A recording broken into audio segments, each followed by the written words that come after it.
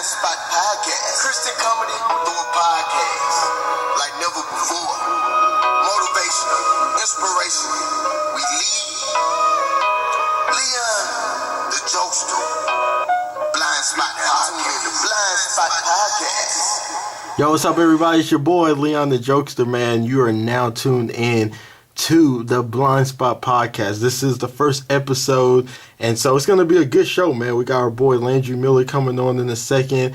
He's a stand-up comic here in Tulsa, Oklahoma, and he's doing really, really big things, man. So we're going to get him on in just a second, but just want you guys to sit back and enjoy the interview, man. It's going to be really, really impactful, man. Really, really impactful. So we got some really, really big things coming through.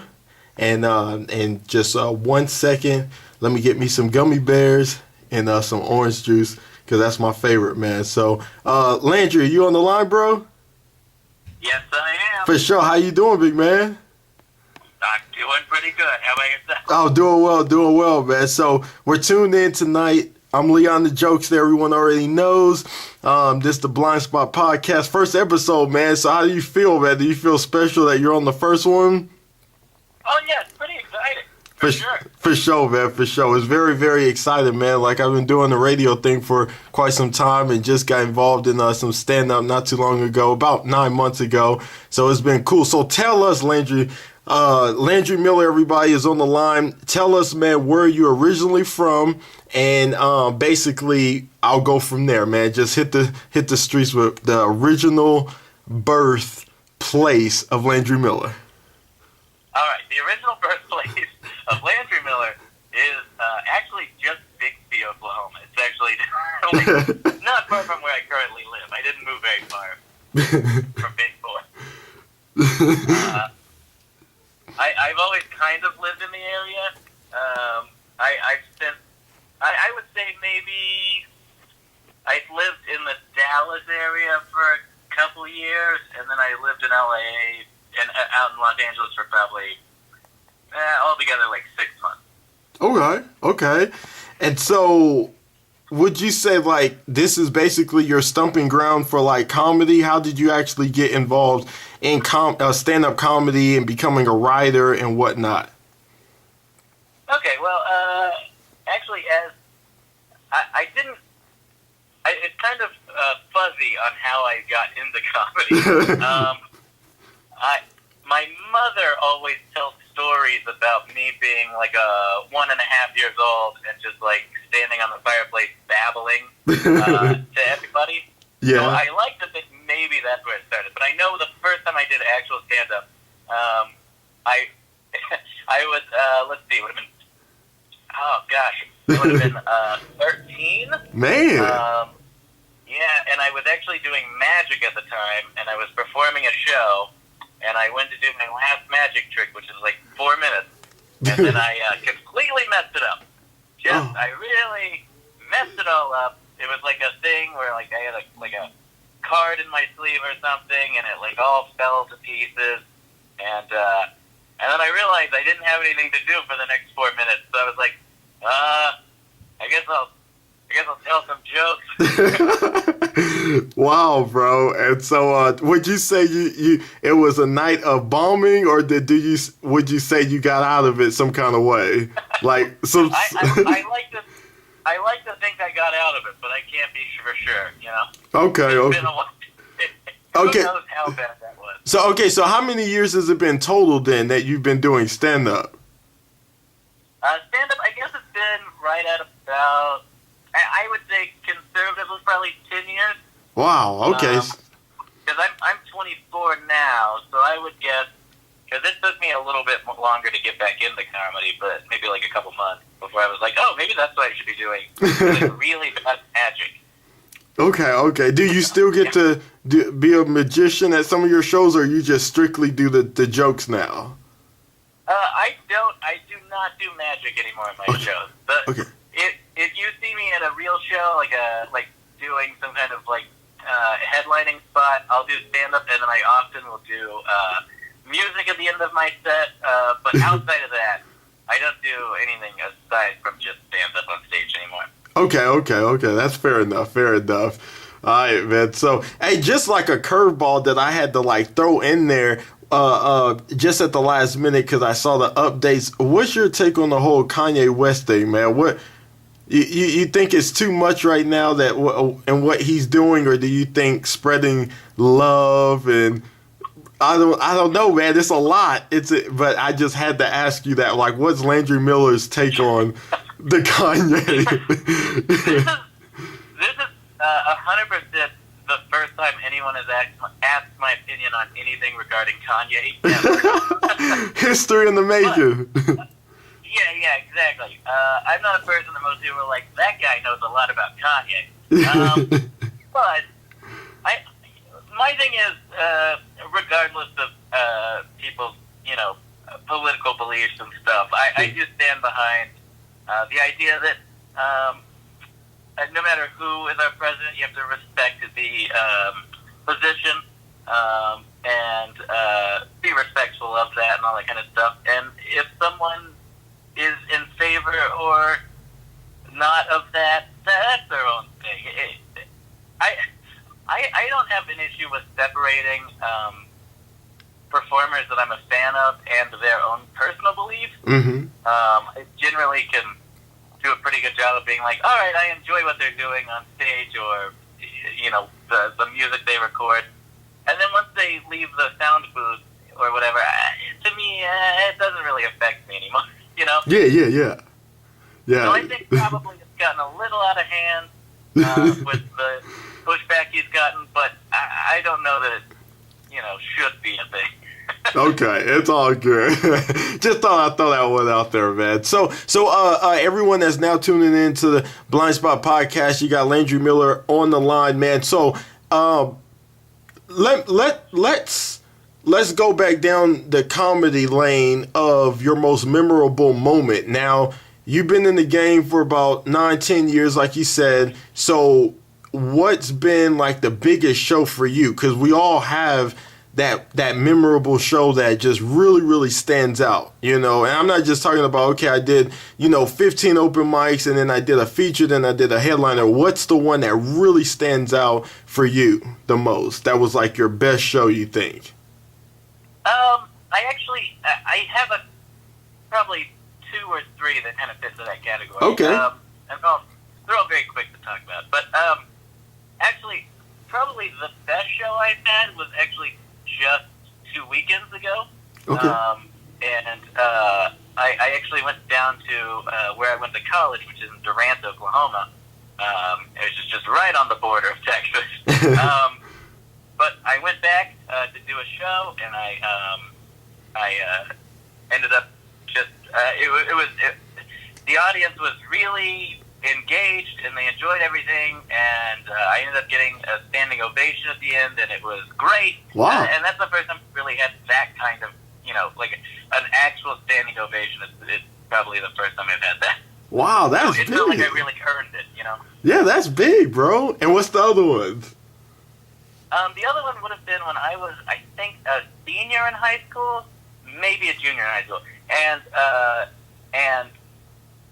it was at the Claremore PAC, Performing Arts Center, and they were doing it was like the school's choir concert, and this place was completely sold out for the concert, and my choir director was a big fan of mine, and so he was like, hey, I want to give you like a 10-minute set in the middle of the concert for the sold-out crowd, and it was just a great opportunity because it was a bunch of people that, kind of knew of me and knew I existed, but didn't really understand, because there's no one in Claremore that does stand-up comedy.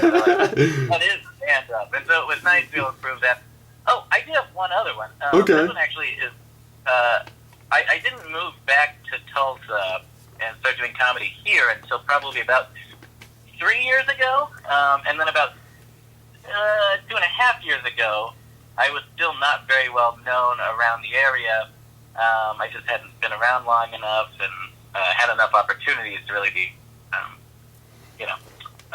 observed, I guess. Yeah. And then one of my friends, Evan Hughes, who's a great comic, he had a roast held for him at the Looney Bin Comedy Club, and I originally was not on the show, and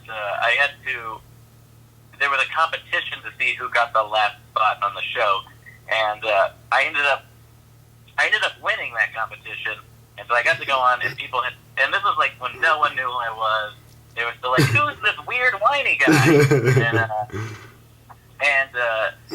then I got to do that show, and it was the Looney Bin was completely sold out, and like it was packed wall to wall. There was like standing room only, and I ended up going up and having just an amazing roast set, and then after that, I just started getting booked on a million shows. Wow! And, like really, that's when my quote unquote career in Tulsa really took off.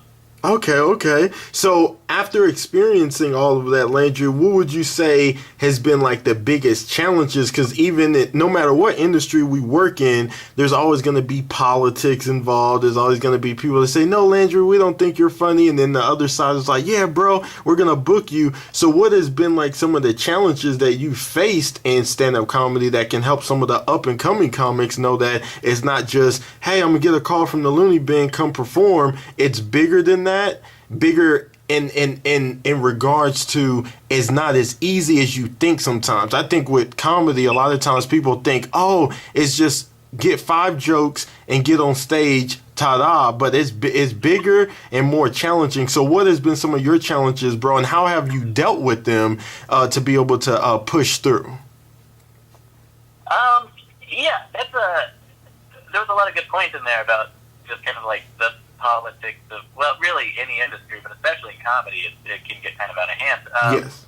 But I try to really stay out of that kind of stuff. I just kind of stick to my own, and I guess that would be the thing, is like, in comedy, there's a lot of people out there that everyone in comedy is a big personality. Yes. And that can often be problematic because big personalities don't always work well with other big personalities. Yeah. And which actually is a problem I tend to run into a lot. I try to stick to myself and not really worry too much about what other people are doing.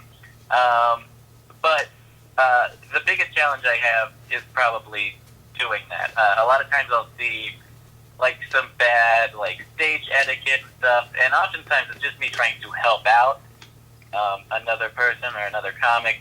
But it tends to be taken the wrong way just because comedy is often thought of as a purely solo adventure. But I do think that having a network of people that you rely on and work with a lot and can is actually very important. But I would say probably the biggest challenge, and this is especially for people in smaller cities or cities in the middle of America that aren't necessarily in one of these giant comedy, epicenters, I guess, is that a lot of times it's very easy to not be taken seriously by audiences, by other comics, and even taking yourself seriously. I would say the biggest challenge would definitely be, I guess, laziness on stage, maybe. Yes.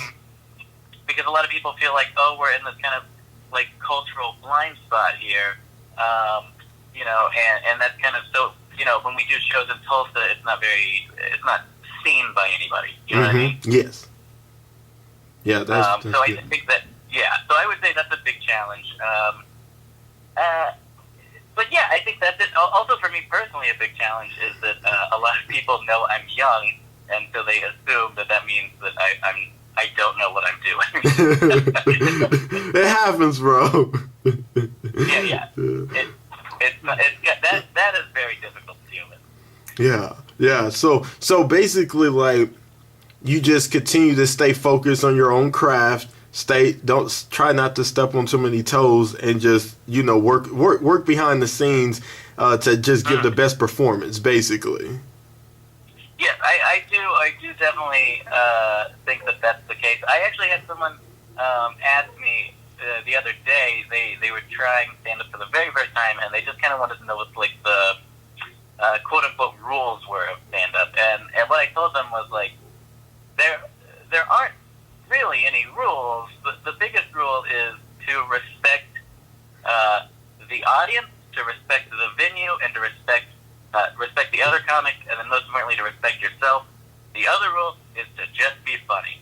Yes. But I definitely think that the respect thing is a huge, huge thing that a lot of people kind of don't incorporate into what they're doing. Because, I don't know why. I don't know why. I don't know why that's not present. That's definitely one thing I drive home. Well, that's good, bro. Do you think there's favoritism in comedy? Like, oh, yeah. Okay. Yeah.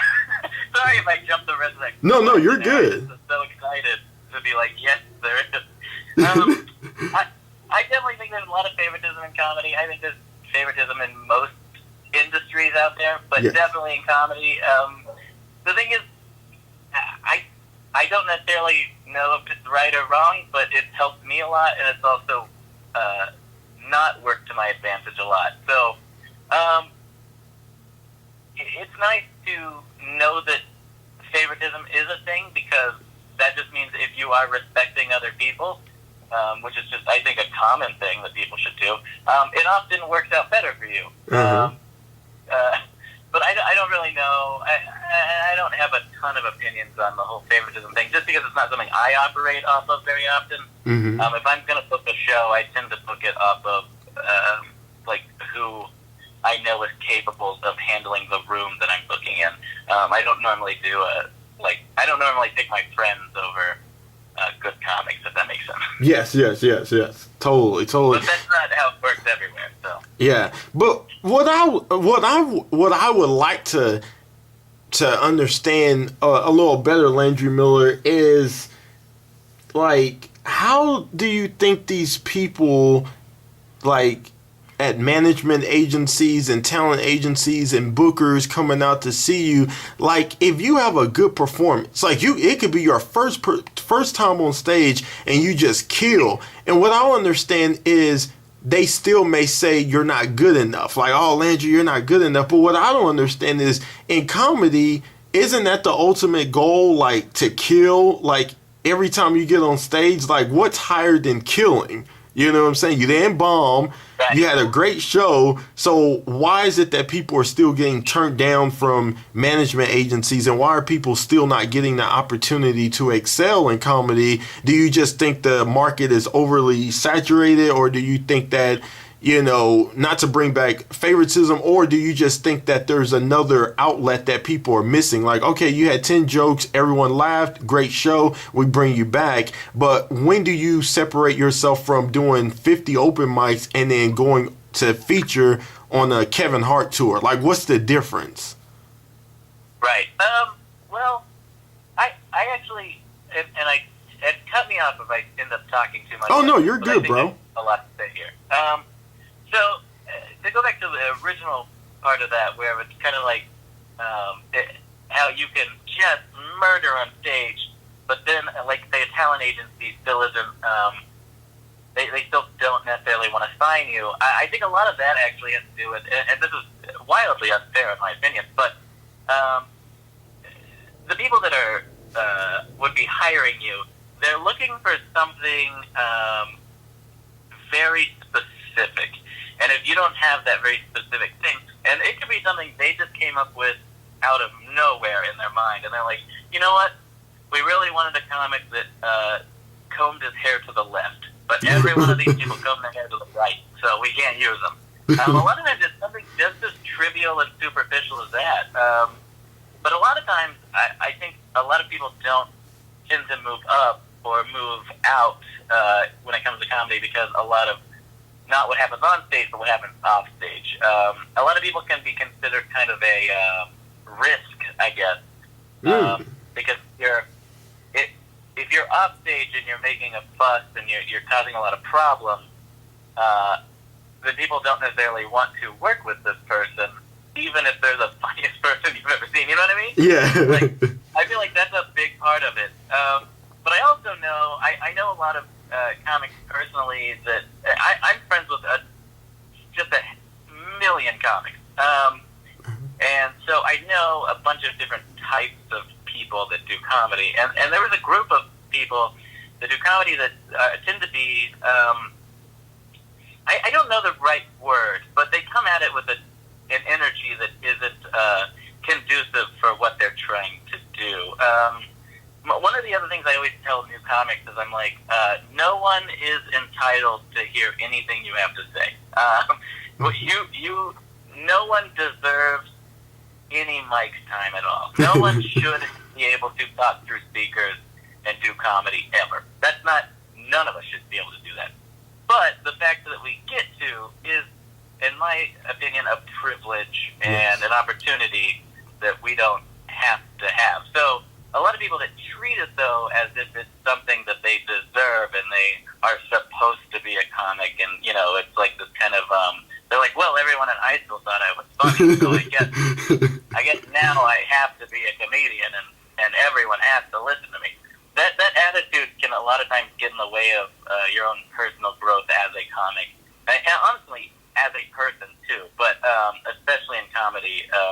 I think a big part is just a lot of people's egos tend to get in the way, and that kind of can ruin momentum, and it will cause a lot of people to want to, book you or move you up or out to different clubs, Absolutely. Yeah, so I think that's my opinion on all of that. Well, that's good, bro. That's real good, man. For anyone just now tuning in to the BlindSpot Podcast, it's definitely a special night, man. It's the first episode. We're chilling with Landry Miller, man. You doing all right, though, bro? Yeah, I'm doing good. I almost choked on a soft pretzel before we got I thought I could eat it in time, and then I kind of didn't. So I tried to chew the last piece, and I was like, oh, no. Oh, no, I'm calling. That's how life is, man. That's how life I'm gonna is. Die on air. I hope not, man. There's no life insurance with this radio podcast. Oh man, but this is cool though, man. I truly do appreciate you coming on and everything, man. And so I want to get into some deeper questions too, like for instance, like in basketball, like let's do basketball. In basketball, you do high school, varsity. Well, let's take it back. Freshman, JV, varsity, college ball, NBA. How do you equate that to stand-up comedy? Like, when can Landry Miller wake up and say, I made it? Or is there not a such thing in stand-up comedy? Or is it when Netflix picks up the phone and says, hey, Landry, we got that $50 million we gave Dave Chappelle for you now, and then you can say you made it? When do you think that moment has come where you can say, man, I'm full-time, like I'm really doing this now in comedy? Explain.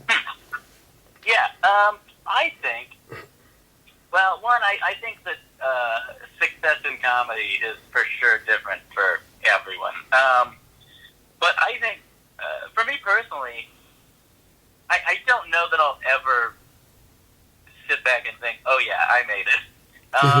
Just the way my mind works is that I'm kind of a workaholic, so I always will add extra projects and things onto everything I'm already doing, because the hunger for creativity is never fully quenched, I guess. Yeah. So I do often worry about what would happen even if I got some show or I was doing stand-up on, I had a Netflix special.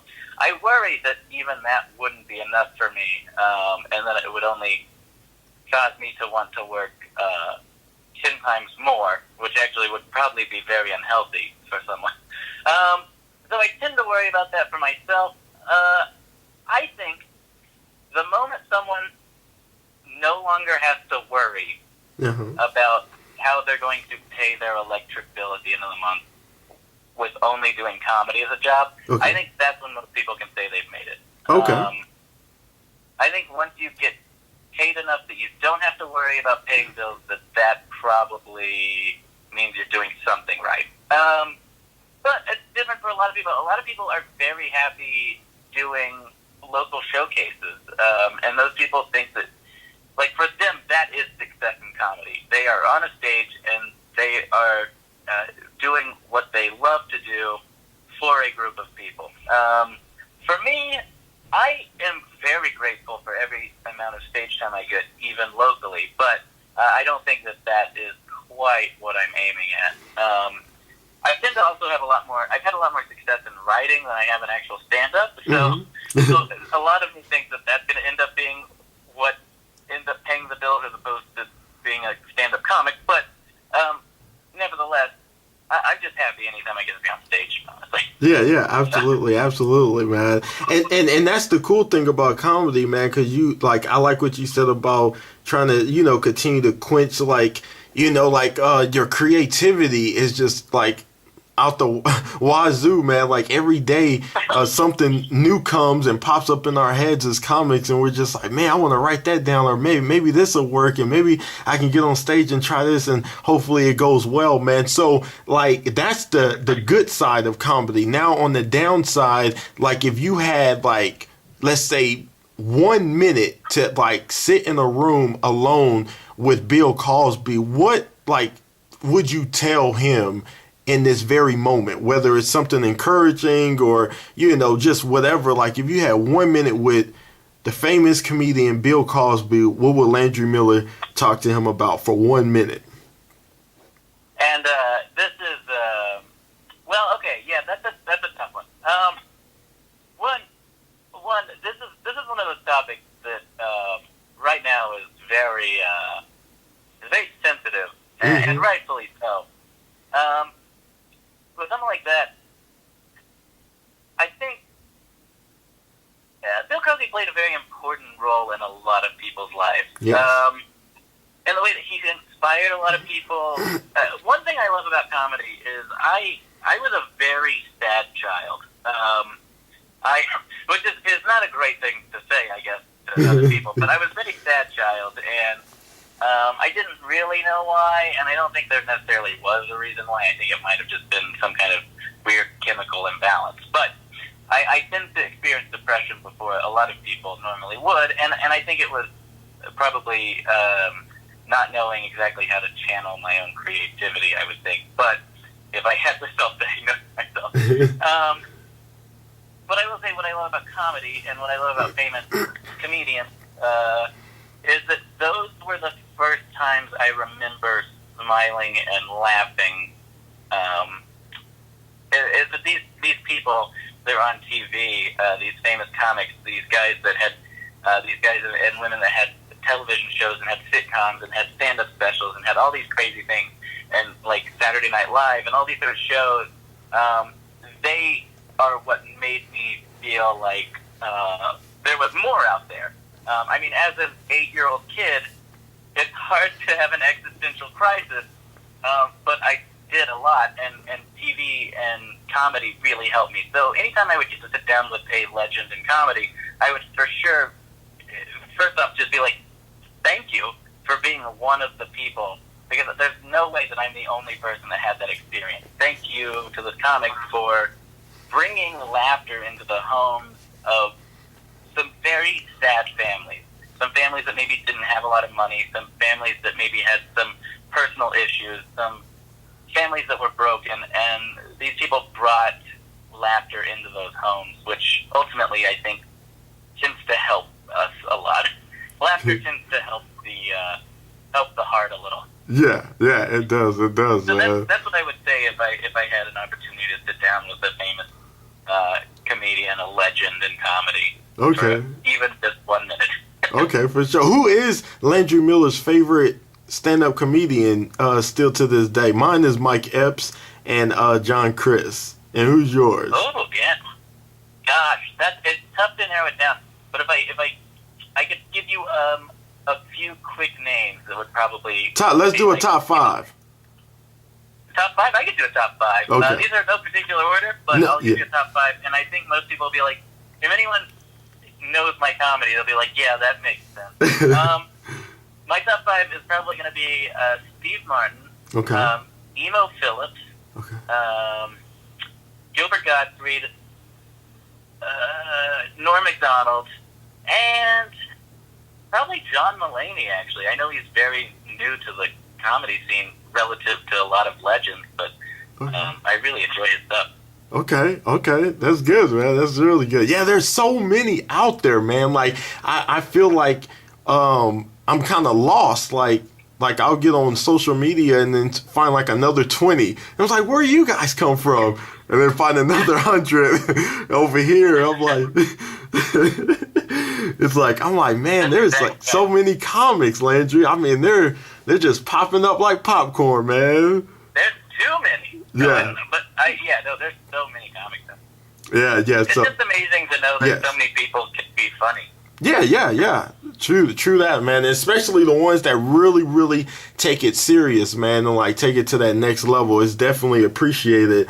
And so, okay, tell me this though. Like, I'm a Christian comic, been doing it for about 8 to 9 months, and when I come to shows, I hear like a lot of politics and a lot of religion. I hear people mention Jesus Christ. I hear people say, "Oh God." I hear President Donald Trump, government. What's Landry Miller's take on beliefs like Jesus Christ? First talk about the religion part, and then I want you to end with the President Donald Trump part of like the politics. Is it okay?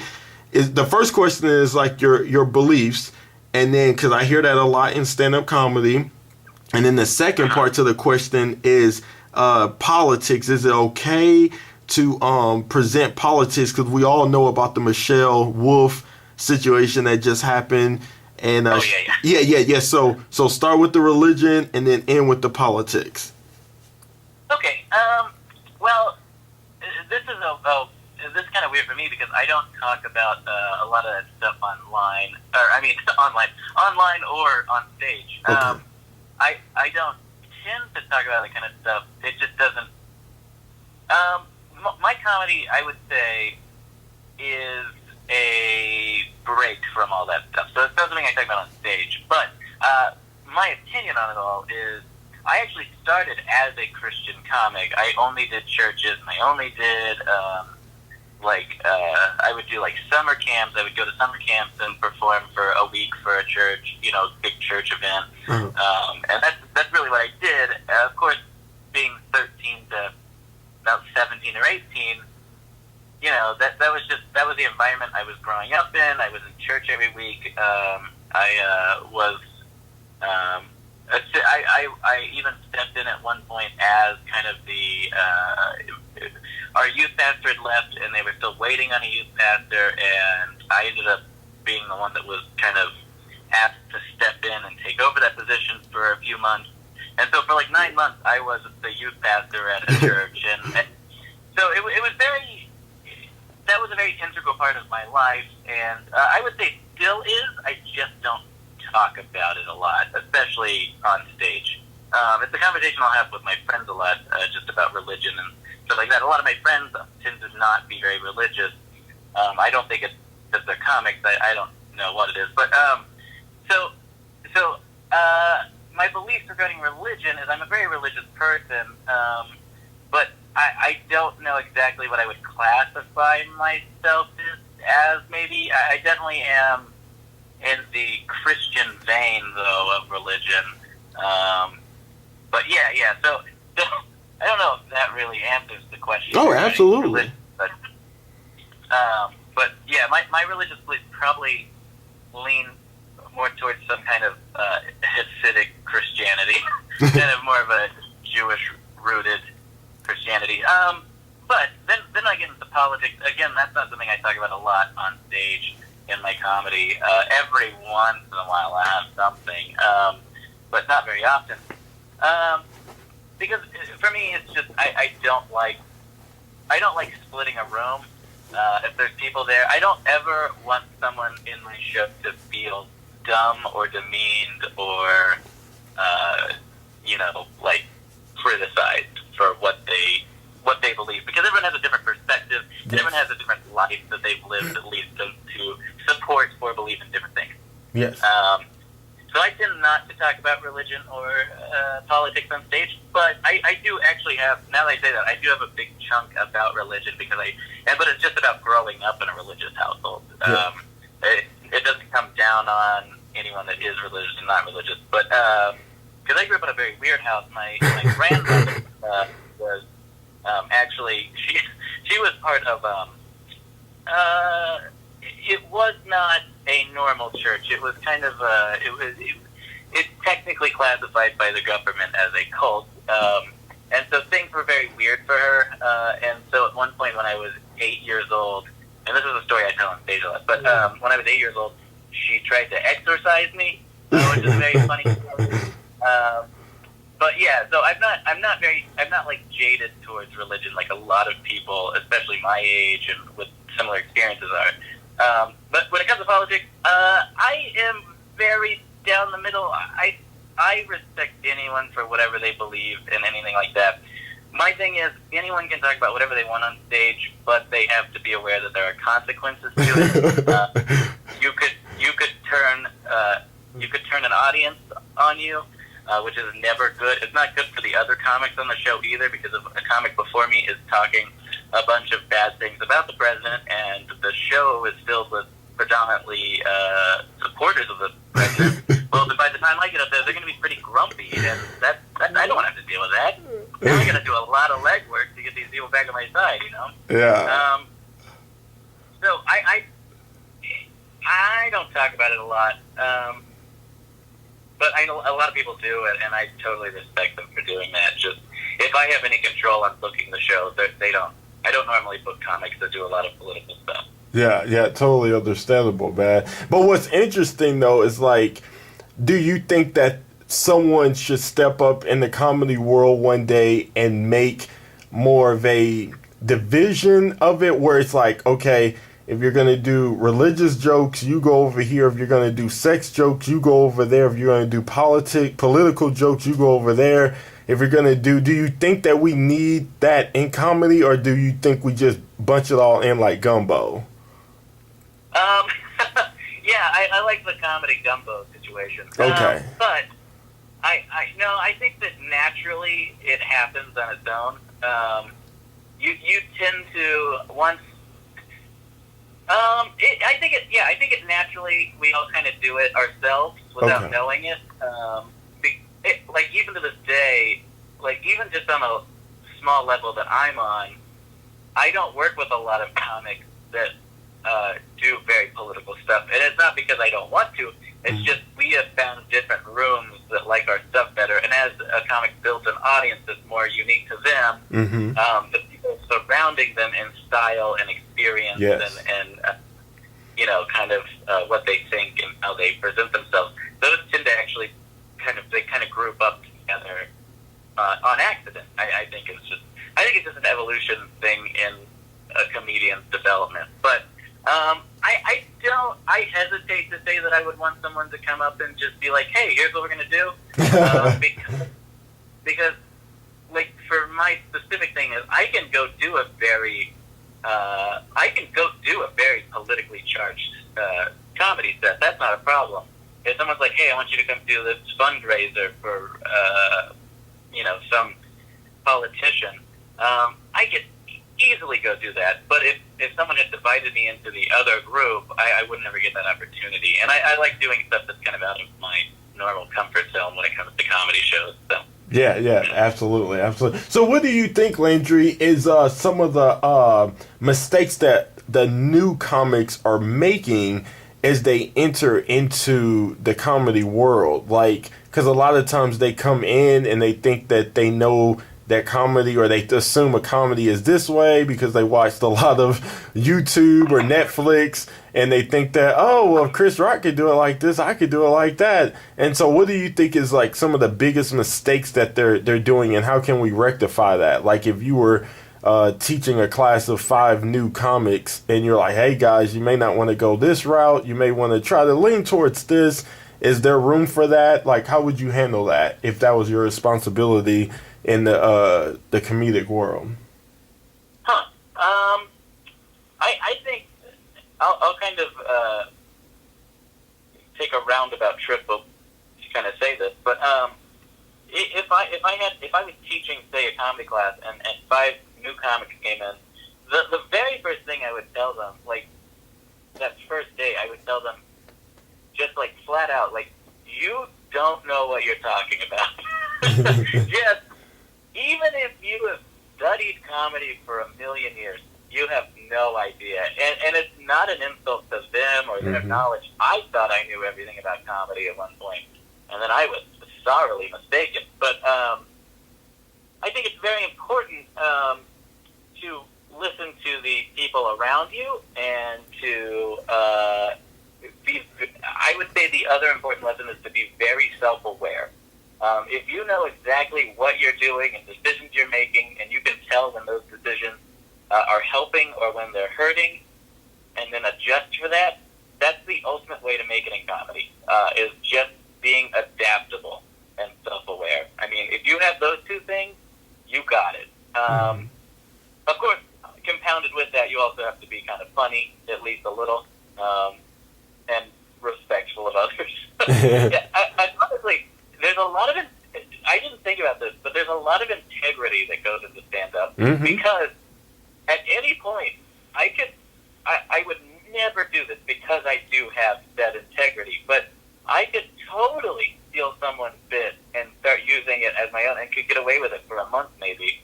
Of course, if I ever took it on TV, I would immediately get called out. But, you know, there's a lot of integrity to that. In fact, there was a guy that was in Dallas that was using a joke that I wrote and was using. And I heard about it through a friend of a friend, and they were like, this guy does this joke that's the exact same as yours, like exact writing, and exact, like, pauses and everything. And, like, anyone that's familiar with my comedy knows that I have my writing is very specific. Like, I don't think anyone else is duplicating my writing and, you know, just accidentally coming up with the same stuff. Because I do very weird material that is no one else really does. And so I heard about this, and I was like, that's not good. But at that point, I then thought about it, and I was like, okay, was that joke funny enough that it's worth the fight? You know what I mean? I have, you know, X amount of hours of stand-up. Is that one 15-second joke actually worth yelling at this guy for? It wasn't. I sent him a message, and I said, hey, I heard you're doing this joke. I just want to let you know. If it is the joke I think it is, that's my joke, and and you should be ashamed of yourself for stealing material. But also, if you need it that bad, go ahead. No one else will be this nice about it in the future, though, I promise you. So it all worked itself out, and I ended up just cutting that bit because I thought about it, and I was like, you know what? I didn't even really like that bit at all anyway. And he learned his lesson because apparently he also stopped doing that bit after I embarrassed him about it. But, you know, I think it's all checks and balances and having integrity and just doing it. It sounds weird to say this in the world of stand-up comedy, but just doing the right thing goes way further than you could ever imagine. I never thought about this, Landry, but can you copyright your jokes?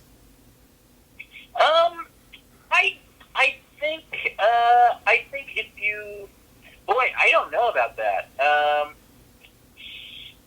I think it's probably possible you could publish them. Okay.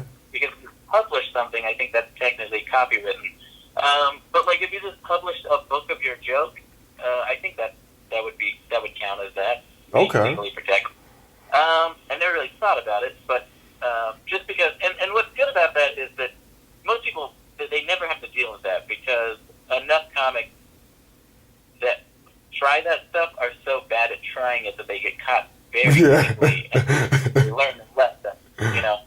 So it's not a very common thing that happens, but I definitely, now that I think about it, I guess you could just publish your jokes in some kind of booklet form, and that would get you covered, I think. Yeah, that's cool, man. Well, I got two more questions, man. I was thinking, like, when is the right time to move to Los Angeles? I hear all the time comics saying, man, we got to get out of this market because it's so behind. Man, we got to move from this Midwest area and get to New York. Or, man, we got to get to Hollywood. Like, what's your take on that, Landry? Like, do you just take that risk and pack up and go to L.A.? Or do you think, because I interviewed a comic a few months back, and he said in Los Angeles, you can be booked for like a hotel. They're having a hotel party, and you may go on at 1 a.m, And at 1 in the morning, there's still 50 more comics behind him. They're going to go on at 2 or 3 in the morning. I'm like, there's comics performing at 3 in the morning. I heard of a 7:30 p.m. show and then a 10:30 p.m. show, but I thought everyone was gone by then. He's like, no, man, in LA, there's you could be on the stage at 3:30 in the morning doing jokes. I said, wow, I haven't seen that in Oklahoma, but he said that for LA. So what's your take? Do you just pack up, go out to LA and hope for the best, or do you give it 10 years of experience and then say, I think I'm ready for New York? There's those big places. I know in New York, I think is Gotham, and what's the one in LA? Is it something store, comic store, or? Oh, the comic store, yeah. Yeah, like is that a place where you just say, oh man, I've been practicing for 10 years in open mics. Do I make that jump? Like, what explain that. Okay. I have some stuff to say about the whole subject. Okay. And I think I'll answer your question in saying all this. And if I don't, just call me out on it. No, you're good, bro. You can just accuse me of avoiding the question. Okay, let's see. So, I tell a lot of people that are contemplating moving out to LA, and oftentimes you can see it, and then you can be like, you know what? This person is ready. Or you can be like, this person is not ready. Or you can think, this person, I think, is strong-willed enough that if they moved out there, they could eventually make it. I don't think there's a definitive line in what constitutes people that are ready to move out there and people that aren't. But in my opinion, I tell a lot of people that freak out about doing comedy here, especially in Oklahoma, and they're like, oh, no, this is the worst place to do it. I should go to L.A. first.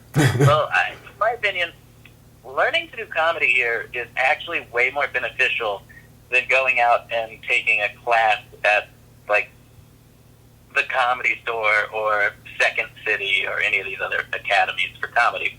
Because when you're here, you have to learn how to do it quickly, and you have to learn how to do it without any guidance. And honestly, I think that's the best way to learn something like this. Because you have to very quickly figure out how you either sink or you swim, and there's nothing to catch you here.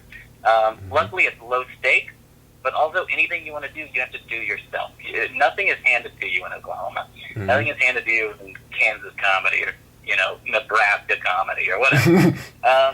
So when you're here, I've had to, ever since I was young, I had to set up my own shows. I had to go out of my way to convince different people to help me do something for free because I maybe didn't have money for it at the time. I had to use an old terrible camera that just barely worked in order to film different shorts and sketches that I used to do a lot. And I had to learn how to do all this stuff with zero money and with zero support from anyone. And ultimately that gave me a leg up of natural intuition and being kind of whatever the word is, but I figured out that there's different ways to make things happen, and I have to be creative in order to do so. So my thing is, I tell a lot of comics that they should have to do that first, because if I go out to LA and I take a class on it, they're going to teach me this very corporate way of doing stand-up, and those people, if they come out here to Oklahoma, they tend to not do very well because they haven't learned how to be very adaptable. So I say if you are adaptable and you have that magic thing and everyone's going, why are you still here? Then get out of here. Go to LA. Go to New York. Go to Chicago. Go to one of these places and be part of a bigger pond. Be a smaller fish again, because then you get to learn all of that stuff all over again, but you already have another set of skills that no one else around you is going to have. I don't know when I'll ever move out to LA. I've lived out there before, but I was hired to work on some shows and was asked. They paid me to move out there and live out there and work on these TV shows and stuff. And after that was done, I was like, you know what? I'm not ready to just live out here without work, without consistent work. So I'm going to go back to Oklahoma. That's where. And at the end, and also one of the other reasons I moved back is because I had a relationship I needed to take care of, and that's no longer a thing, but that's all right. Yeah, it's all good, bro. I moved back for love, and then love left. It's all good. It's the BlindSpot Podcast.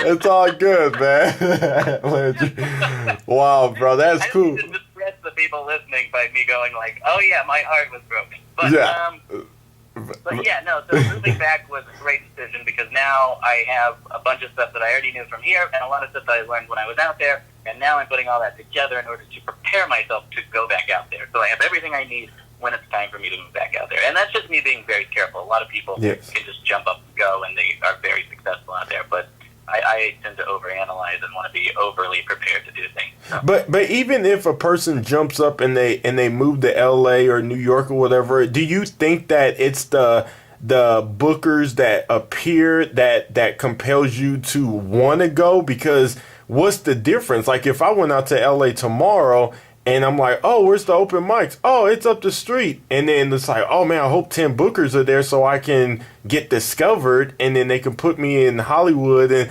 you know what I'm saying? It seems like it's a fairy tale at times, but then I guess it's like the networking of it all, of like getting out there and then saying, okay, this is where you want to be at, because you never know who's gonna pop up tonight. And because like I said, a few months ago, I interviewed a guy who was backstage with Chris Rock, and he was like, what? That's Chris Rock?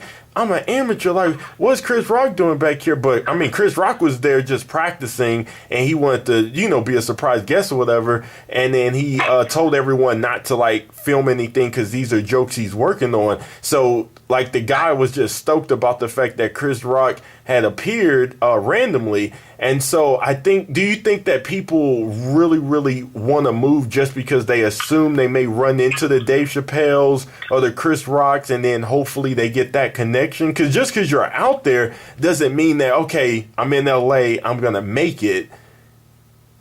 What do you, yeah. No, I get what you mean. And I think LA comedy is very romanticized for people that are especially around this part of the